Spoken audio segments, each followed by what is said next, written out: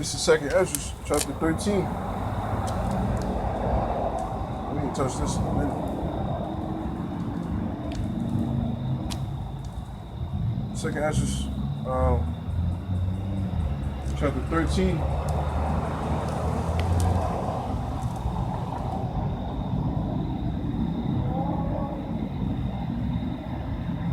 Start here.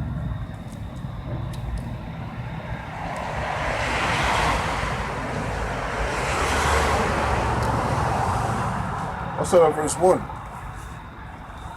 When it came to pass after 7 days, I dreamed a dream by night. And lo, there arose a wind from the sea, that it moved all the waves thereof. And I beheld, and lo, that man waxed strong with the thousands of heaven. And when he turned his countenance to look, all the things trembled that were seen under him. And whensoever the voice went out of his mouth, all they burned that heard his voice.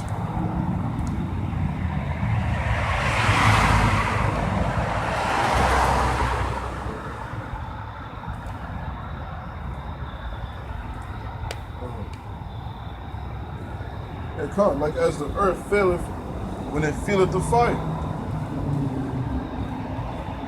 And after this I beheld, and lo, was gathered together a multitude of men out of number from the four winds of the heaven. Yeah, man.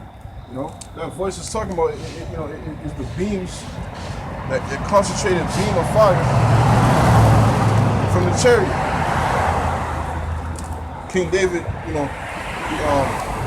he called it, as lightning bolts,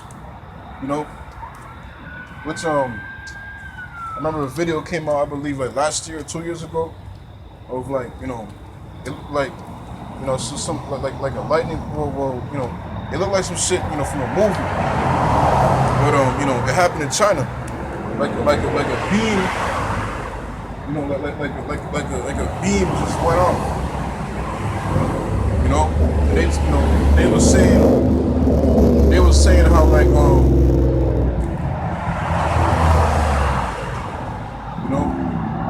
how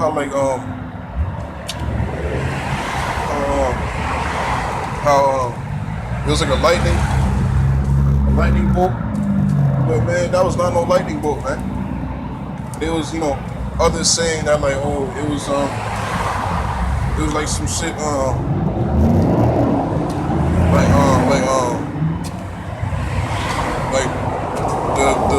the telephone cords and shit that just malfunctioned and the beam went off.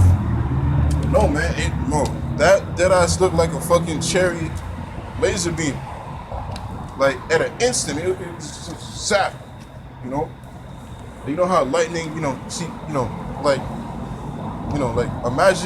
like the lightning that you saw, like a lightning bolt, as what you know and see as a lightning bolt. It was not no lightning bolt, man. It was a single beam of just fire, man, across the fucking skyscraper. It was crazy, man. Like stuff like that, man. That's where it looked like a fucking movie, man.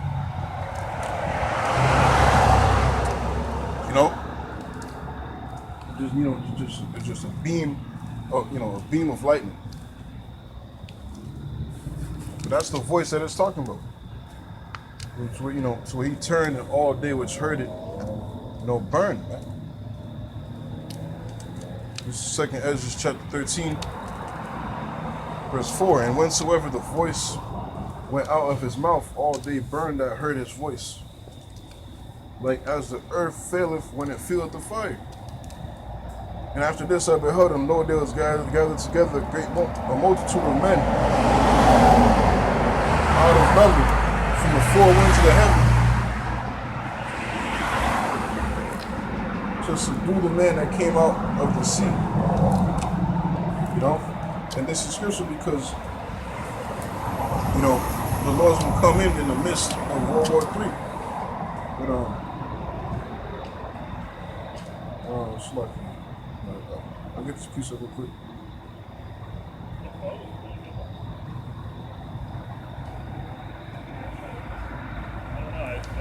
Slow.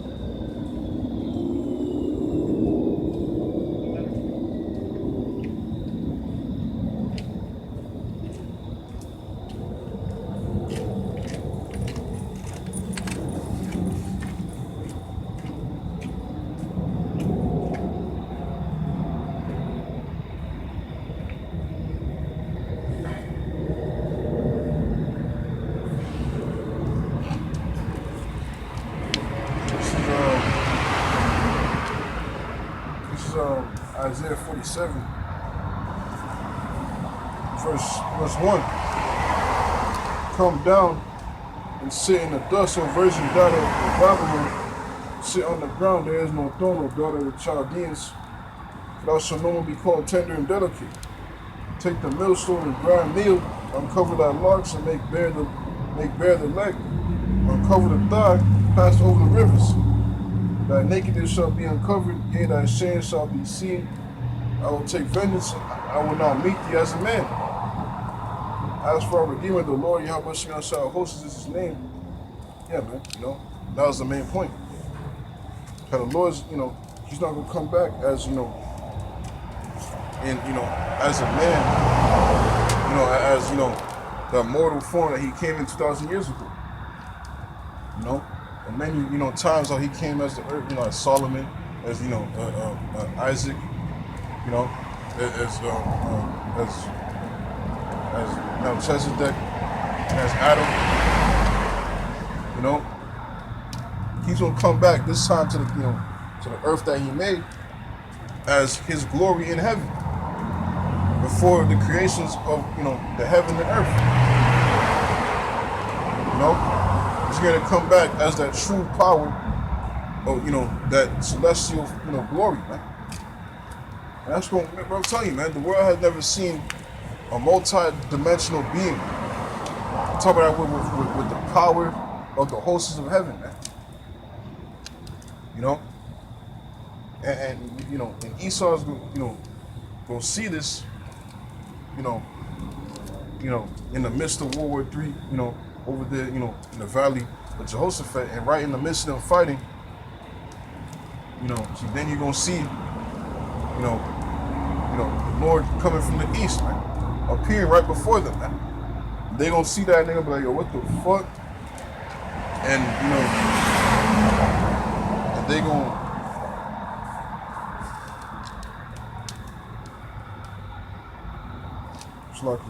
and they gonna, channel all their attention, and their focus towards, what's in heaven. Towards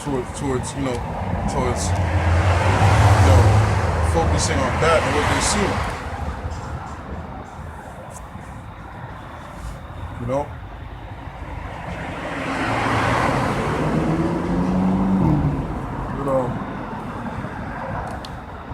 But I'm getting another precept.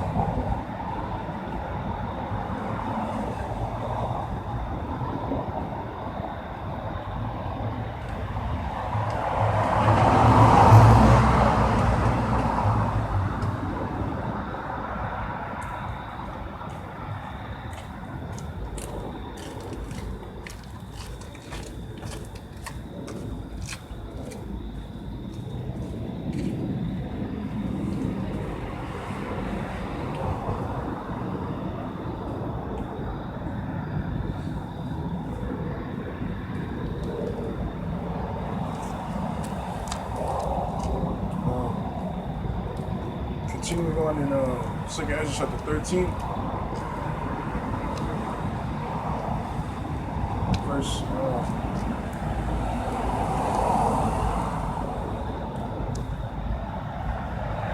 verse.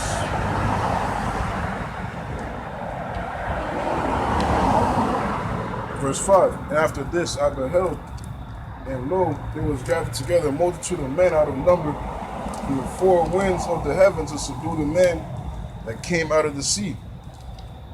You know, that sea is talking about sea.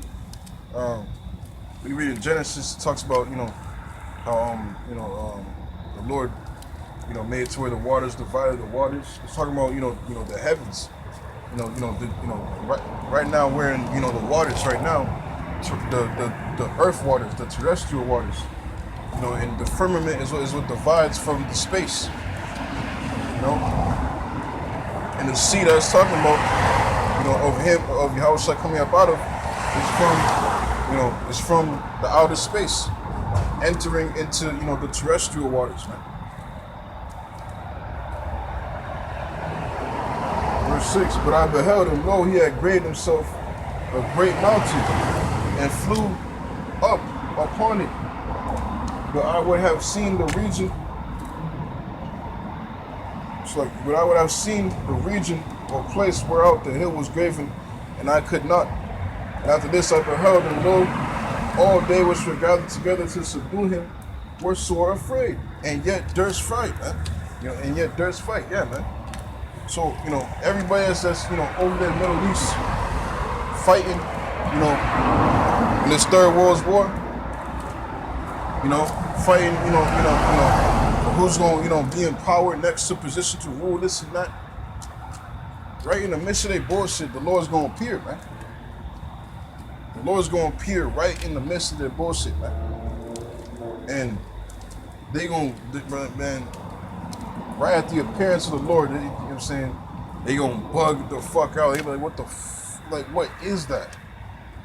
And they going to be afraid, man. Like, imagine, bro. How could you not be afraid looking at that, man? How could you not be terrified? Like, bro, that's terrifying as hell, man. An interdimensional being just cross paths, entering, this realm. And Esau thinks that he has the capacity, his third dimensional bullets and bullshit, thinks that he can go up against this. But yet, it said, that they which saw them were sore afraid, man. But yet, durst fight. It's gonna be like Independence Day, to where Esau gonna think, to where he gonna stand against, a matchup against the power, man. The Lord gonna put the spirit upon his people to not be afraid, the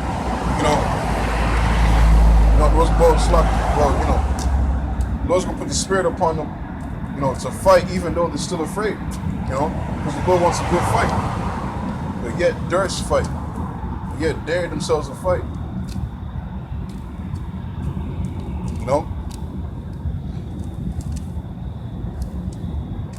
But see,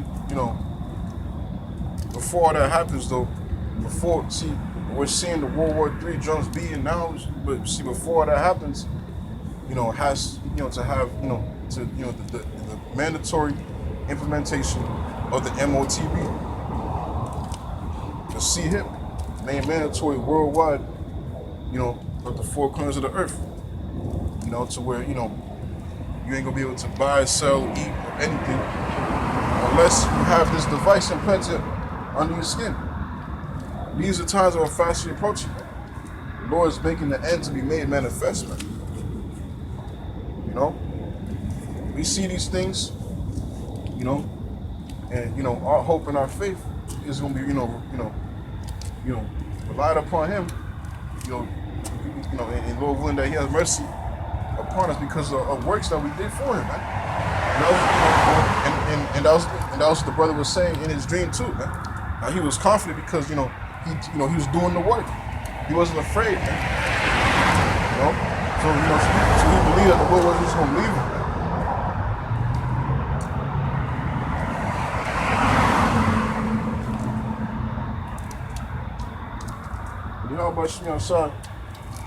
How Shaw's coming, with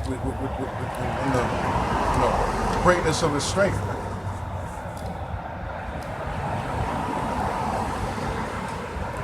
It's the second Ezra. I mean, it's like, go back to Isaiah 63.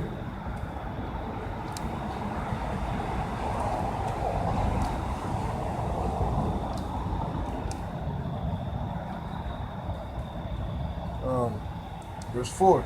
For the day of vengeance is in my heart, and the year of my redeemed is come.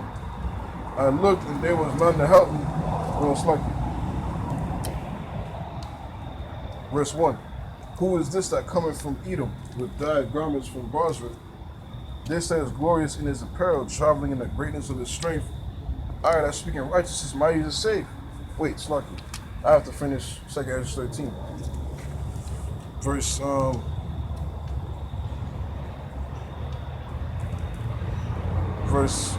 6.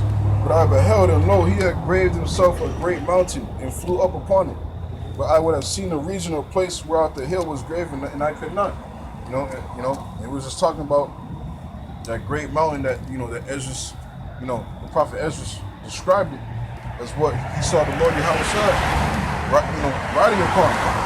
So he saw he graved himself upon a great mountain, right? It's like a great big ass mountain range. Now imagine that flying in the sky, man. That's serious force, man.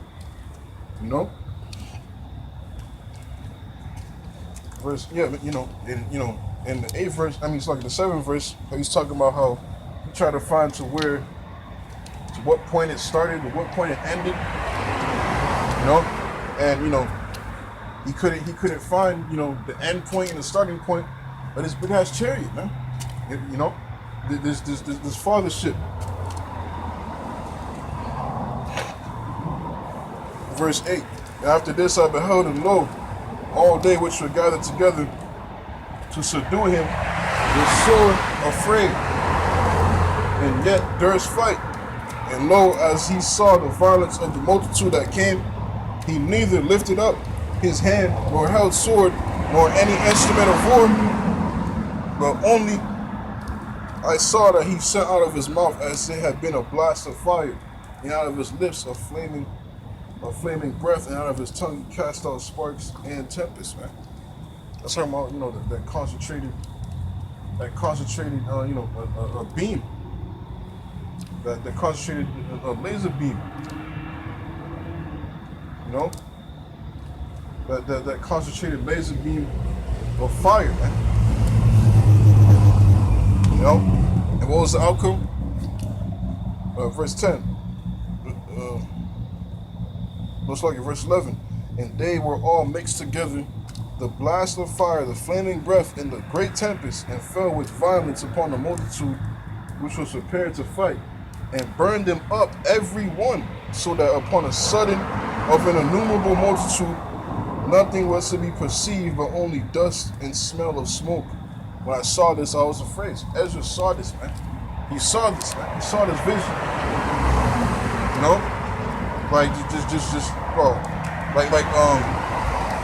The movie War of the Worlds.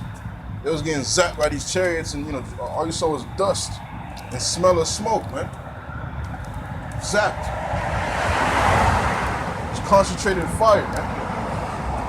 Like, bro, that's fearful, man.